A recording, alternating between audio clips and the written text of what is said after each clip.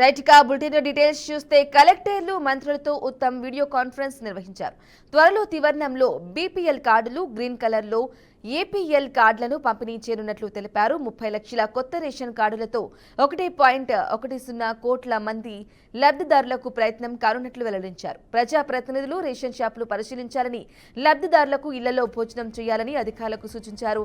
భద్రాచలంలో శ్రీరామనవమి నాడు లబ్ధిదారుడి ఇంట్లో సీఎం రేవంత్ భోజనం చేస్తారని మంత్రి ఉత్తమ్ తెలిపారు.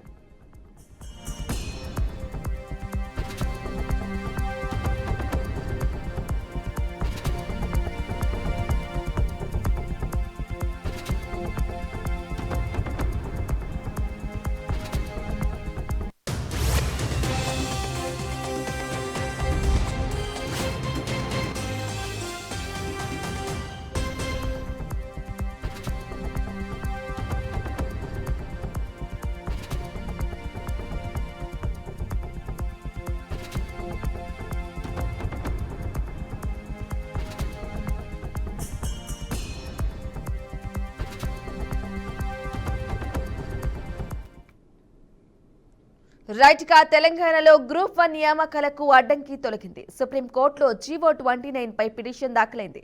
ఇక ఇప్పటికే అభ్యర్థుల జనరల్ ర్యాంకింగ్ లిస్ట్ విడుదల చేయగా త్వరలో సర్టిఫికేట్ వెరిఫికేషన్ కు టీజీపీఎస్సీ పిలువనుంది.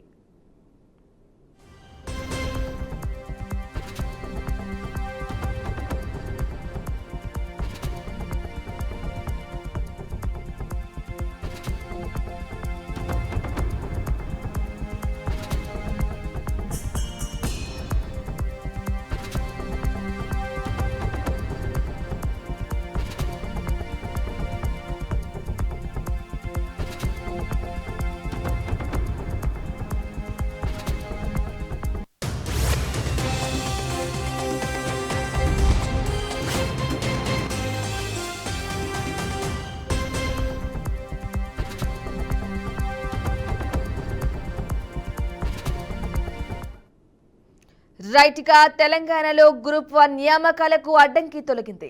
సుప్రీంకోర్టులో జీవో 29 పై పిటిషన్ దాఖలైంది. ఇక ఇప్పటికే అభ్యర్థుల జనరల్ ర్యాంకింగ్ లిస్ట్ విడుదల చేయగా త్వరలో సర్టిఫికేషన్ వెరిఫికేషన్ కు టీజీపీఎస్సీ పిలువనుంది.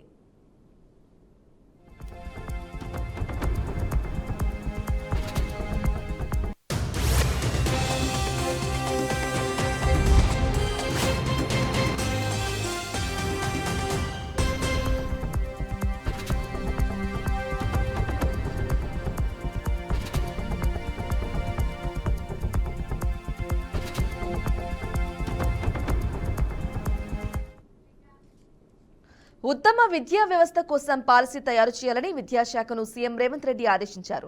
క్షేత్రస్థాయి పరిస్థితులకు అనుగుణంగా ఆచరణ సాధ్యమయ్యేలా పాలసీ ఉండాలని సూచించారు. విద్యా కమిషన్ విద్యాశాఖపై సమీక్ష నిర్వహించారు. ముఖ్యంగా ప్రాథమిక విద్యా స్థాయిలో ఎలాంటి సంస్కరణలు అవసరమన్న అంశంపై చర్చించారు. ఇతర రాష్ట్రాలు, దేశాల్లో ఎలాంటి విధానాలు అమలు చేస్తున్నారన్న దానిపై విద్యాశాఖ commission chairman Akunuri Murali presentation ఇచ్చారు. జీవన ప్రమాణాలు పెంచే విధంగా విద్యా విధానం ఉండాలని అధికారులకు సూచించారు. ఇక భాషతో పాటు విద్యార్థుల్లో విషయ పరిజ్ఞానం పెరిగేలా ఈ పాలసీ ఉండాలన్నారు.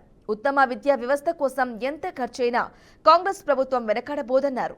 ఈ సమావేశంలో పాల్గొన్న విశ్రాంత ఐఏఎస్ అధికారి జయప్రకాష్ నారాయణ పలు కీలక సూచనలు చేశారు. విద్యా వ్యవస్థలో 1960 నుంచి చోటు చేసుకున్న మార్పులు ఏ విధంగా నష్టం కలిగించాయో వివరించారు. బోధనా ప్రమాణాలు ఏ విధంగా ఉండాలన్న దానిపై పలు సూచనలు చేశారు. ఆయనతో పాటు సీనియర్ నేత కె కేశవరావు కూడా కొన్ని సూచనలు చేశారు. వీటన్నిటినీ క్రోడీకరిస్తూ ఆచరణ యోగ్యమైన పాలసీని తయారు చేయాలని సీఎం విద్యాశాఖను ఆదేశించారు.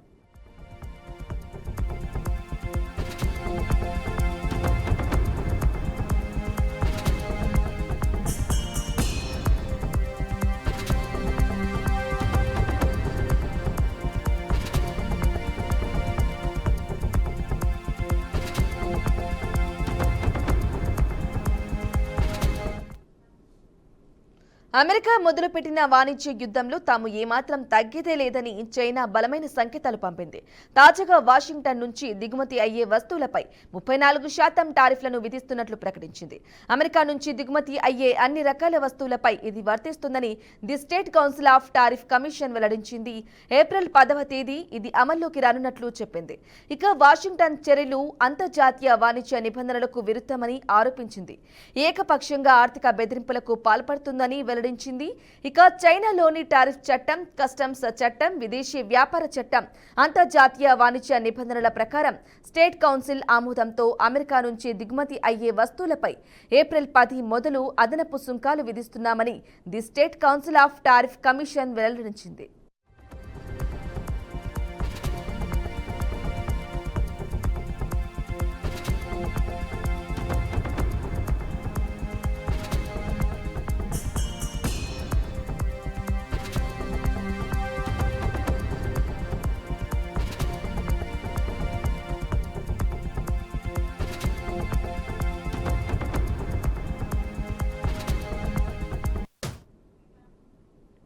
రైట్గా తమిళనాడు ప్రభుత్వానికి రాష్ట్రపతి షాక్ ఇచ్చింది. నీటి మినహాయించాలన్న బిల్లు తిరస్కరణ చేసింది. కేంద్రంపై పోరాటం కొనసాగుతోందన్న స్టాలిన్ వెల్లడించారు. ఇక నీటిపై అఖిలపక్ష సమావేశానికి సీఎం స్టాలిన్ పిలుపునిచ్చారు.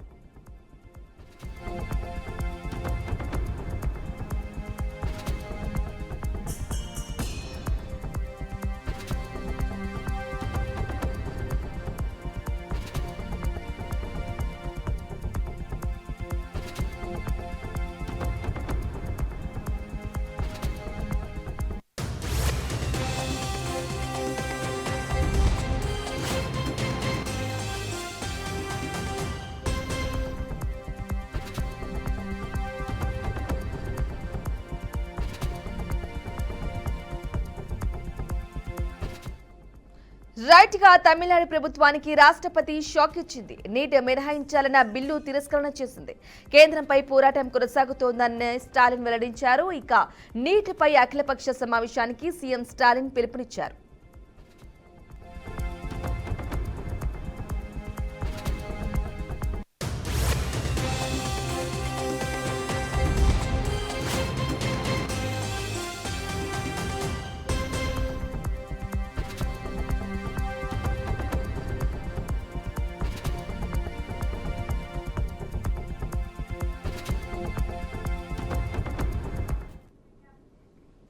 తమిళనాడు రాజకీయాల్లో సంచలన పరిణామం చోటు చేసుకుంది. తమిళనాడు బీజేపీ రాష్ట్ర అధ్యక్ష పదవికి అన్నామలై రాజీనామా చేశారు. ఈ మేరకు తన రాజీనామా లేఖను జాతీయ అధ్యక్షుడు నడ్డాకు పంపించారు. త్వరలో కొత్త అధ్యక్షుని ఎన్నుకోబోతున్న నేపథ్యంలో రాజీనామా చేస్తున్నట్లు అన్నామలై లేఖలో పేర్కొన్నారు. ఈ నేపథ్యంలో ఆయన కీలక వ్యాఖ్యలు చేశారు. తమిళనాడు బీజేపీ అధ్యక్ష రేస్ నుంచి తప్పుకుంటున్నట్లు అన్నామలై ప్రకటించారు. తనకు తానుగా ఈ రేసుకు దూరంగా ఉన్నట్లు చెప్పారు. పార్టీకి మంచి భవిష్యత్తు కోరుకుంటున్నట్లు చెప్పారు. కాగా తమిళనాడులో కాషాయ పార్టీకి కొత్త ఊపు తీసుకొచ్చిన నేతల్లో అన్నామలై కీలకంగా వ్యవహరించారు. புதிய மாநில தலைவருக்கான போட்டியில் நான் இல்லை. சரியானே? அடுத்தது அது ஏன் இன்னைக்கு நாளைக்கு நீங்க அப்படியே ஒரு நியூஸ போட்டு அண்ணாமலை டெல்லி போறாரு, அண்ணாமலை இவரை கை காட்டினாரு, அண்ணாமலை இவரை கை காட்டல, இந்த எந்த வம்பு சண்டைக்கு நான் வரலீங்கன்னா நான் போட்டியில் இல்லை.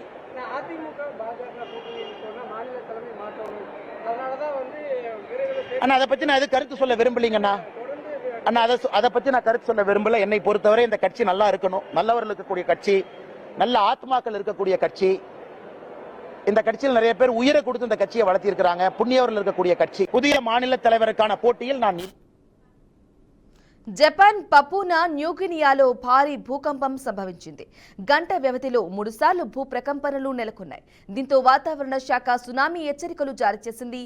భూకంప తీవ్రత 4.6గా నమోదైనట్లు వెల్లడించింది.